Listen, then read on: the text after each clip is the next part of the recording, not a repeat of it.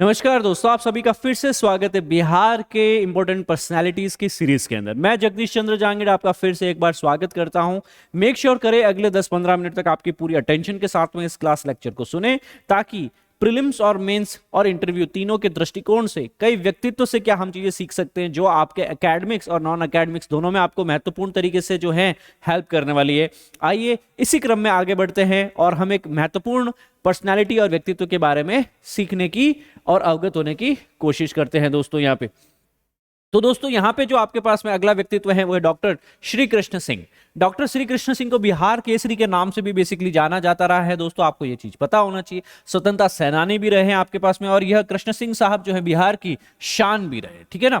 अब यहाँ पे कई महान कार्यों के अंतर्गत बेसिकली देखा जाए आपके पास में, तो बिहार के नेतृत्व के रूप में आजादी के पहले और आजादी के पश्चात भी यहाँ पे जो है शुरुआत में अखंड बिहार राज्य के यह प्रथम मुख्यमंत्री रहे हैं आपके पास में सन 1946 से लेकर के 1961 तक। तो आपको यह एक बहुत ही इंपॉर्टेंट पर्सनालिटीज के रूप में भी कहीं न कहीं आपके एग्जाम में महत्वपूर्ण रहने वाले हैं। इन्हीं के ऊपर जो है वक्तव्य में पूछा जा सकता है इनका जन्म कब हुआ, 21 अक्टूबर 1887। अगेन गोज विदाउट सेइंग, बहुत ही कई परीक्षाओं के अंतर्गत ये गत वर्षों में पूछा जा चुका है, आप भी प्लीज इसका ध्यान रख सकते हैं। पिता जो थे वो श्री हरहर सिंह थे, और जन्मस्थल जो जा आपके पास में मोरगांव शेखपुरा जिला रहा है। इनका दूसरा नाम जो है वो श्री बाबू के नाम से और बिहार केसरी के नाम से भी जो है इनको जाना जाता रहा है दोस्तों। अंत समय इनकी जो है मृत्यु होती है 31 जनवरी 1961 को, ठीक है। तो आपके पास में अब हम इनकी शिक्षा की बात करें, शिक्षा की अगर हम बात करें तो ये कलकत्ता यूनिवर्सिटी से जो है इन्होंने अपनी जो है मास्टर्स एमए को कंप्लीट किया था, और अपनी कानून की डिग्री भी यहीं से प्राप्त की थी। और इन्होंने ही जो है अपने गृह नगर मतलब अपने होम टाउन मुंगेर के अंदर जो है कानून का अभ्यास किया है, मतलब as a lawyer, as an advocate. वो अपने छात्र जीवन में जो है बिहार की राजनीति के अंतर्गत जो है एक बहुत ही बड़े नेता के रूप में दिखाई देते हैं। मतलब इन्होंने शुरुआत से ही छात्र जीवन से ही एक जो है स्टूडेंट लीडर से ही बेसिकली जो है पूत के पांव पालने दिखना शुरू हो चुका था दोस्तों। तो और यह आगे जाकर के देखिए यही नेताजी जो है आगे जाकर के अखंड बिहार के, मतलब अब तो बिहार का जो है झारखंड वगैरह जो एरियाज है ब्रेकडाउन हो चुका है, अखंड बिहार की मैं बात करूं तब यह प्रथम मुख्यमंत्री रह चुके हैं दोस्तों। शुरुआत में उनकी मुलाकात होती है 1911 में महात्मा गांधी जी से, और गांधी जी से प्रेरित होकर के ही ये उनके अनुयायी बनते हैं, और 1922 में जाकर के जो है इनको जो है जेल टाइम भी सर्व करना पड़ता है। 8 साल का इनको जो है दोस्तों कारावास हुआ था, विभिन्न शर्तों को इन्होंने झेला। और नमक सत्याग्रह, सॉल्ट जो है सत्याग्रह के बारे में आपने सुना होगा, उसमें महत्वपूर्ण भूमिका थी। 1937 में जो है इन्होंने केंद्रीय विधान परिषद, जिसको हम सेंट्रल लेजिस्लेटिव असेंबली भी कहते थे, उसके साथ साथ बिहार विधानसभा के सदस्य के रूप में भी इनको चुना गया था आपके पास में। उनके कार्यकाल के दौरान ही आपको सुना होगा कि सर जमींदारी नाम की चीज, जमींदारी प्रथा को समाप्त किया गया था, है ना। और एशिया के इंजीनियरिंग उद्योग, हैवी इंजीनियरिंग निगम और अन्य कारखानों की भी स्थापना जो है इन्हीं के टाइम पीरियड के अंतर्गत करवाई गई थी दोस्तों। अब आपके पास में जो है राष्ट्रवादियों के साथ उन्हें देवघर के बैद्यनाथ धाम मंदिर में दलित प्रवेश का भी नेतृत्व किया था, मतलब ये प्रो दलित भी रहे। तो आपके पास में एक वक्तव्य पूछा जाता है बीपीएससी के एग्जाम में कि क्या माननीय डॉक्टर श्री कृष्ण सिंह के रिलेटेड 3-4 स्टेटमेंट दिए जाएंगे, और उन वक्तव्य कथनों में से एक कथन ये भी हो सकता है कि क्या यह प्रो दलित थे, है ना। तो बिल्कुल सर, इन्होंने देवघर बैद्यनाथ धाम मंदिर में दलित प्रवेश की मूवमेंट जो थी उसका भी नेतृत्व किया था, उत्थान किया था, दलितों का सामाजिक सशक्तिकरण किया था, और उसकी प्रतिबद्धता भी इन्होंने दर्शाई थी कि sir I am dedicated, I am committed, कि सर मैं यहाँ पे दलितों को उनका हक दिलाऊं।